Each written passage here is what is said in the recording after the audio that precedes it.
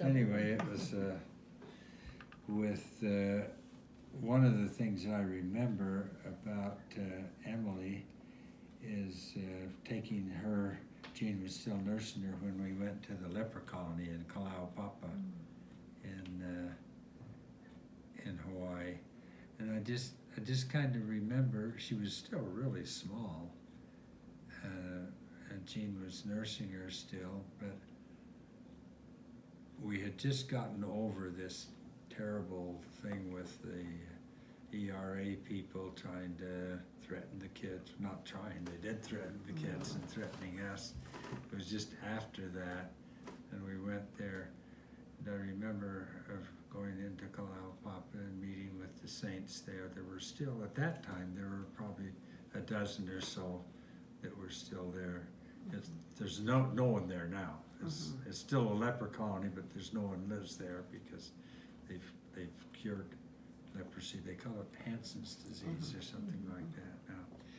But I remember of just watching Emily, and even though she was just a few months old, she just seemed to really have kind of a look, oh, what can I do to help these poor people? Because there were still a lot of them that were missing noses and ears and things like that, and it was. And I just had that feeling that she wasn't looking in fear. It was, what can I do to help, kind of type thing. Well, she's always been a great helper. Loved helping people. Mom, did that worry you to take her there as a baby? Oh, they told us that it's not passing. I mean, because people that were there were just maimed from having had it earlier in their life, but and that was their home and they lived it, but it would not be contagious or anything like that.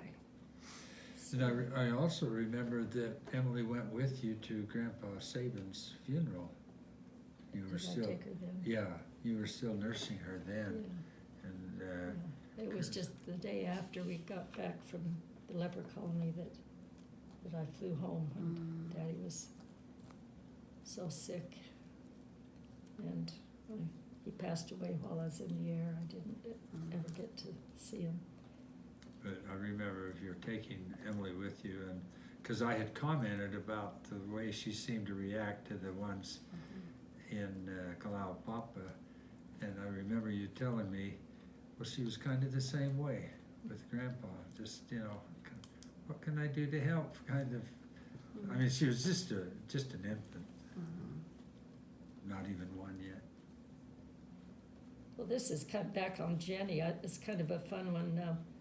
This is May of 1980, and we were talking about what they'd learned in primary that day. And Jenny said, oh, we had this story about a young pioneer boy who needed to go someplace pretty far away. So he took his dad's satellite. And I said, he took his dad's what? His satellite. And then it dawned on me, oh, you mean his saddle. Oh, yes, his saddle. But in her world, a satellite was much more talked about than putting a saddle on a horse. And that same month, it was we were having an electrical storm, and Vicki said, Mom, what is darkening? And I said, what do you mean darkening? She said, well, I know what lightning is, but what is darkening? We ought to mention here, why don't you just show that, the cover of the book. Oh, we did mention that last time, I think. But we hope all of you have a copy of this, the wisdom. We've just scratched the surface of all the fun things. Yeah. I just give so much praise to Mom for taking the time to write these things down, because half of them, or more than half, you'd forget, just over time. But she's always, as you know, been a good keeper of entries like that.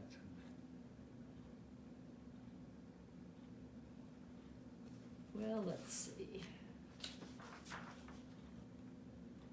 This is April of 1980. How old would Emily have been? She was born in About 2 and a 77, half, so she would have so- been 3. She could carry on a pretty good conversation and reasoned in quite an adult way. She had no lack of versatility in her vocabulary, and she came up with the phrase that she uses whenever she feels like I'm doing okay. She would say,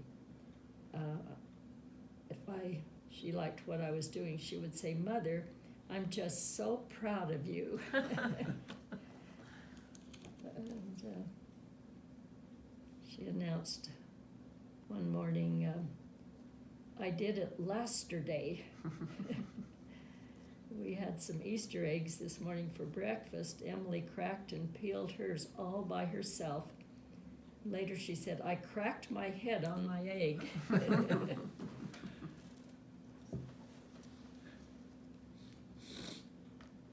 And she was looking at pictures of an animal in a picture book of some animals, and she said, "Oh, there's a hippopotamus."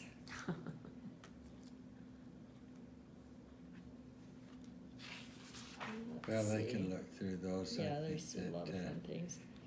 There's lots of interesting things, and some of the other kids will have maybe other memories, like the older Right, ones of when the right. younger ones won't have memory of the older ones, but they can probably be added to. But it's sure been fun having all the children, and especially having Mom there.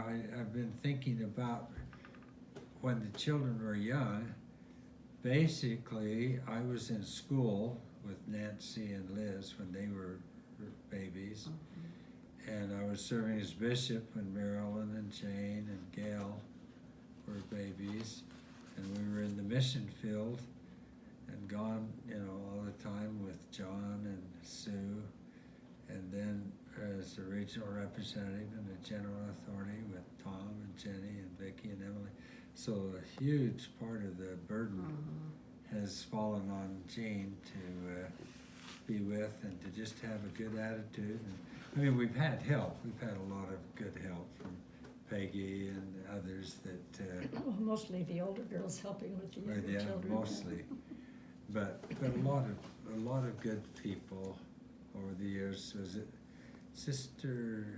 No, it wasn't Sister Davis. Who was it that told you when we first moved into this ward, in the 26th ward, and we had most of the children with us, and someone, I remember of Jean telling me, saying, "A lot of trouble now, a lot of joy later."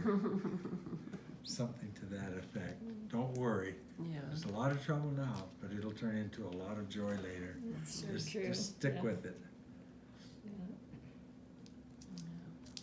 Awesome. Well, And that's probably enough. It is? Yeah. Hey,